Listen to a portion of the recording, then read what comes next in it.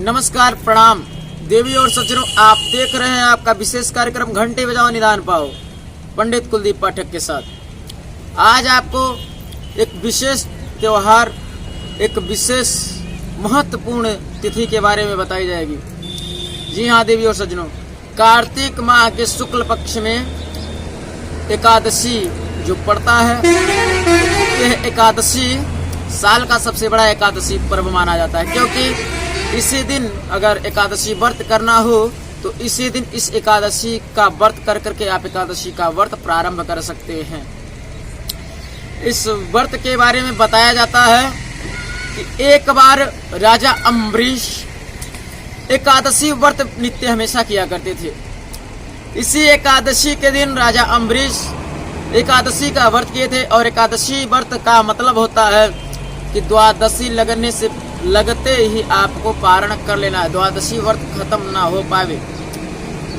एकादशी व्रत करने के पश्चात द्वादशी के दिन आपको पारण कर लेना चाहिए, और पारण में चावल अवश्य हो, बिना चावल के पारण भी नहीं किया जाता है। तो एक बार राजा अम्बरीश इस व्रत को किए थे।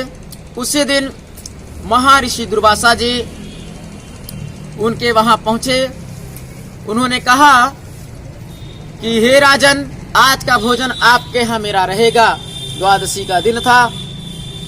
महाराज अम्बरीश ने कहा ठीक है महाराज, आपका कहा हुआ बात हम मान रहे हैं, आपका आज्ञा हमारे लिए सर्वोपरि है। महाराज अम्बरीश ने कहा स्नान करके आए आप, तब तक हम भोजन की व्यवस्था करवा रहे हैं। इधर भोजन की व्यवस्था होने लगी, उधर महाराज दुर्वासा ऋषि नदी में गए स्नान करने। स्नान करते समय कहते हैं विधि की विडंबना बहुत बड़ी होती है।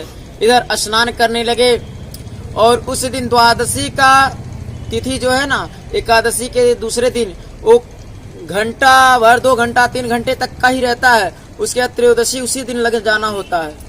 तो उस दिन संयोगवश द्वादशी का कुछ ही समय रह गया था, शेष अवशेष रह गया था, और महाराज दुर्वासा जी को आने में लेट हो रहा था। समय कम देख के इन्हें पारण करना, क्योंकि एकादशी का पारण आप द्वादशी समाप्त होने से पहले पहले कर लेते हैं तो ठीक है, नहीं तो व्रत नहीं माना जाता है, व्रत निष्फल हो जाता है। उन्होंने पूछा, पंडित जी और बैठे थे उनके दरबार में और उनके गुरुजन, महाराज क्या किया जाए। उन्होंने कहा कि आप तुलसी का पाता खा करके व्रत को तोड़ सकते हैं। तो उन्होंने तुलसी पत्ता ग्रहण किया।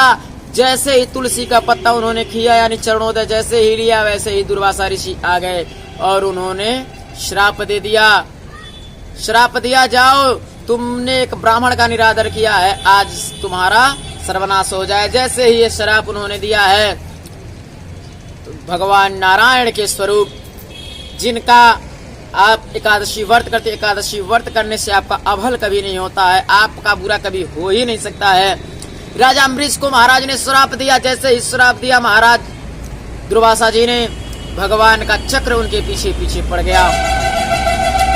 अब विष्णु जी का चक्र पीछे पीछे, दुर्वासा ऋषि जी आगे आगे, दुर्वासा ऋषि आगे आगे, चक्र पीछे पीछे। यानी चक्र का उद्देश्य था कि आज दुर्वासा ऋषि जी को ले डूबना है, यानी उनका वध कर देना है।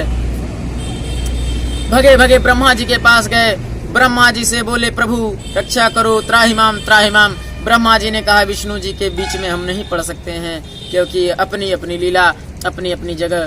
क्योंकि ब्रह्मा विष्णु महेश ये तीनों एक हैं, लेकिन अपना अपना सबका कर्तव्य बांटा गया है, कार्य बांटा गया है। ब्रह्मा जी का कार्य है सृष्टि का निर्माण करना, विष्णु जी का काम है पालन पोषण करना, और शिव जी का काम है संहार करना। अब इसमें तीनों का 3 काम है, तो पालन पोषण के लिए पिता कभी कभी कड़े नियम फॉलो करवाता है, कड़े शब्द भी बोलता है। तो भगवान के भक्त ही उनके पुत्र हैं। तो भगवान अपने पुत्र के लिए एक कड़ा आदेश दिया। उन्होंने अपने सुदर्शन चक्र पीछा नहीं छोड़ रहा है। ब्रह्मलोक से भगे भगे कैलाश पहुंचे। कैलाश बोले, महाराज त्राहिमाम त्राहिमाम, हमारी रक्षा करो।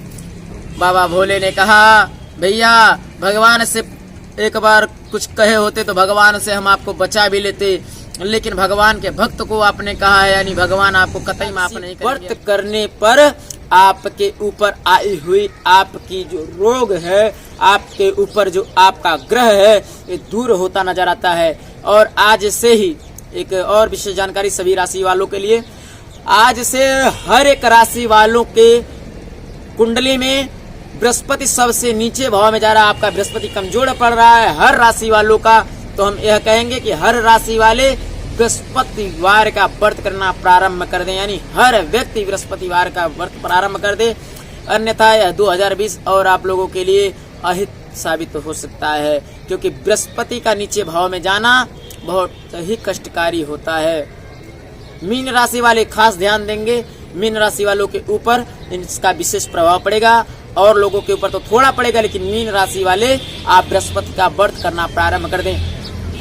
आप एकादशी का व्रत करें। एकादशी व्रत नियम से कैसे हो ये जान लें। एकादशी के दिन आप उठे समय से स्नान ध्यान कर करके पीला वस्त्र अगर हो पाए तो पहने, और भगवान का पूजन पाठ कर करके, भगवान का पूजा पाठ करके थोड़ा सा जलपान करें।